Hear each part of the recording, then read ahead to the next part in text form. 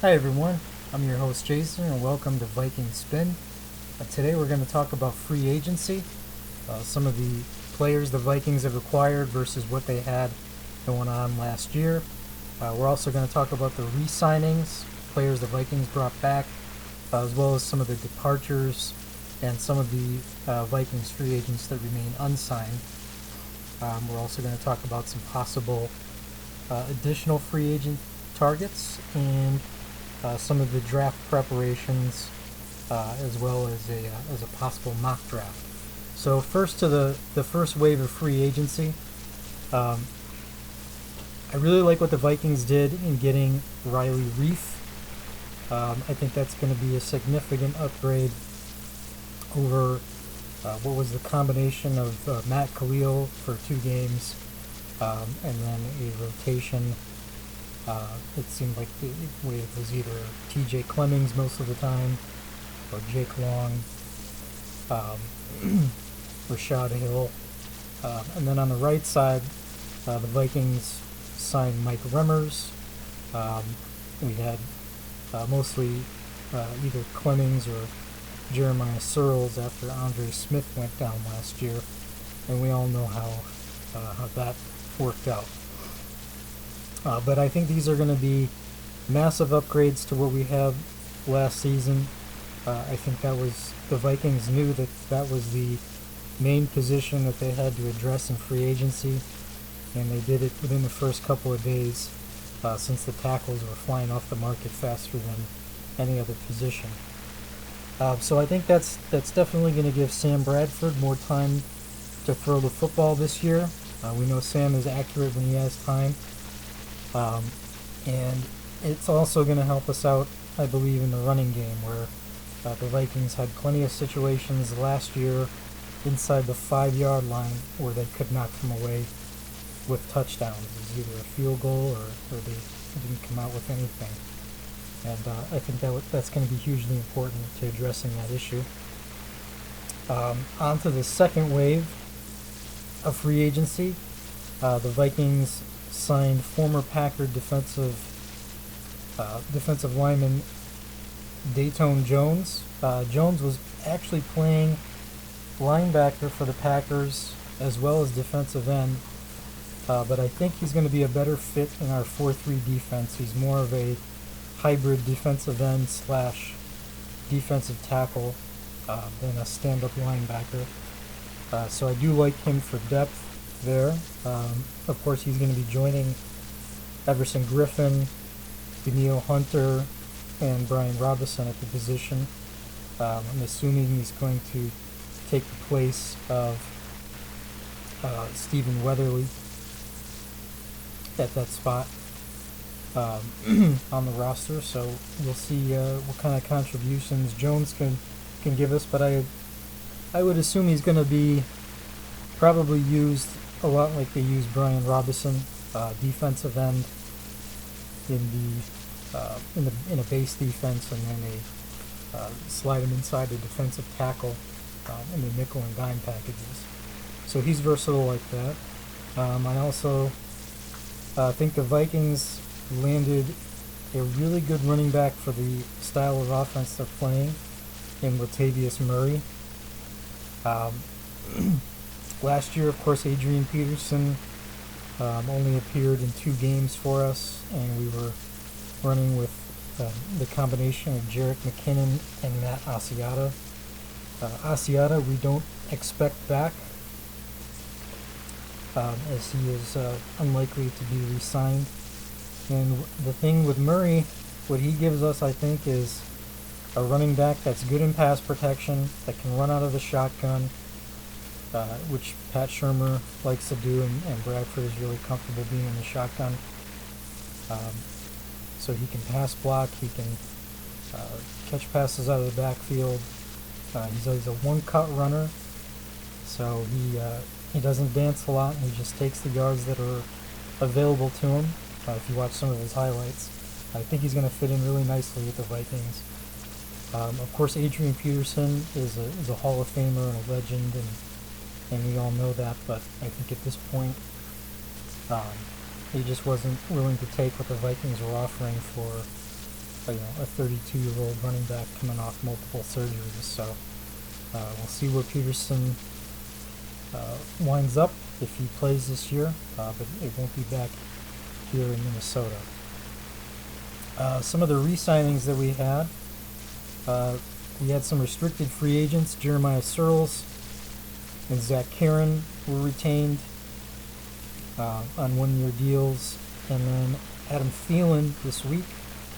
We had initially put the second-round tender on him for a one-year contract. Now the Vikings have given him a 3-year contract, so they won't have to worry about having to re-sign him next year. I think that's a great move. Adam Thielen showed that he can be a starting wide receiver for us last year. He had his best season as a pro, and he's a young player that's entering his prime. So to have him and Stephon Diggs on the outside is a real positive. And now we know that Thielen will be here for the long haul. The Vikings also did bring back an unrestricted free agent, Terrence Newman. Newman said he wanted to come back and play for a Super Bowl, so I'm glad he has confidence in the team, and I'm glad to have Terrence Newman back, especially with the departure of Captain Munnerlyn. It was very important to get Newman back for cornerback depth. So I'm excited about that. I think Terrence Newman will either wind up starting again on the outside, or he might be the new nickel cornerback. We'll have to see how that plays out in training camp with Trey Waynes and Mackenzie Alexander. Some of the departures that we've had. Jeff Locke signed with the Colts, so we're going to have to get a new punter. I know we've got Simak on the roster right now, but I do expect the Vikings will probably add a punter either through free agency or the draft for competition. Audie Cole, a backup linebacker that we had, signed with Jacksonville. Andre Smith went back to Cincinnati. I don't see any of these as really major losses so far. Carolina got some of our players. Matt Khalil and Charles Johnson, I'm not surprised were not brought back to the Vikings. I just don't think their production warranted that. Captain Munnerlyn is probably the toughest one. That's going to be the hardest of the shoes to fill. Carolina's got themselves a good corner there. Rhett Ellison moved on to the New York Giants. I think that's going to be a better fit for him over there going forward. And Cordero Patterson. Cordero Patterson, of course, we thought might be coming back, but for a guy that mainly returns kicks, I just think the Vikings are looking for a player that can give them more from the wide receiver position, and I think that's, they just want to spend their money in another area. And of course, Adrian Peterson, we know is a departure as well. Some of the other players that remain unsigned, I mentioned Matt Asiata before. I don't expect him back. Justin Tretow, Jake Long, Sean Hill. Sean Hill is, I believe, 36 or 37 now, and his arm strength is definitely not what it was. I don't think the Vikings are going to be looking to bring him back as a backup quarterback at this point. And then Zach Line. Zach Line has gotten some interest from the Jets. I don't see that he's signed there yet, but with the Vikings, with Pat Shurmur having control of the offense, I don't know how much they're going to be using fullbacks. It's a possibility that Line comes back, but we'll have to see what happens there. The Vikings have some cap space left, probably to do an extension or two, save some money for the rookie pool, and for the in-season stash for injury reserves, just in case of an injury. But they have enough probably to make 2 more veteran free agent signings before camp opens. So if it was me, I would probably look at a backup quarterback. That wouldn't surprise me, to get a veteran backup quarterback, maybe somebody like a Mark Sanchez or Josh McCown, somebody that would come in for like a 1 year, $2 or $3 million deal. And wide receiver, the wide receiver position. Right now, of course, Diggs and Thielen are really solid. They do have Jarius Wright. Wright played a lot less last year. I expect his role to increase to at least to what it was before. I think he can be an effective slot receiver. But that leaves the Vikings with only 3 real proven players at the position. Of course, Laquan Treadwell didn't do much in his rookie season, so he would have to make a big jump to get himself into the rotation. Moritz Boringer spent the year on the practice squad.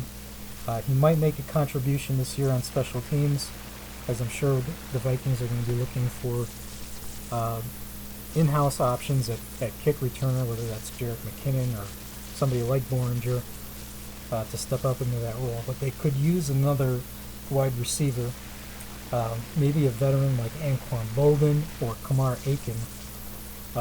Would be a nice addition to the team. Somebody with experience that has trustworthy hands and route running ability would be good. With that said, looking towards the draft, I think the Vikings are putting themselves in a nice position where they've addressed a lot of their major needs in free agency, to where they can draft the best player available in the draft and not necessarily have to pigeonhole themselves to certain positions. I do think there are certain positions, though, that they will try to fill. They can probably use a right guard, and it would not surprise me in the least. And this kind of segues into my mock draft. I have the Vikings in my mock draft taking Dan Feeney from Indiana in the second round. Dan Feeney is a right guard. He would be able to plug and play right away. Most draft reports have him as a day one starter. I think that would be a really good pickup for the Vikings. This is a guy that can start immediately on your offensive line and be a franchise guard for you for a while. In the third round, I like Samaje Perine.